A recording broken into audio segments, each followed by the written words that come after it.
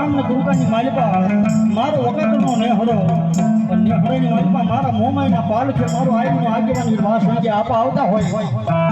મંચાળ બાજુ આઈ આગેવાન નિર્વાસ હોય આપા ખેતમાન બોલાવતા હોય તેથી અમારા રાવળ દેવ કે પણ શું કહે આ હરે રા હરે બાપ તારા શંકર દેવ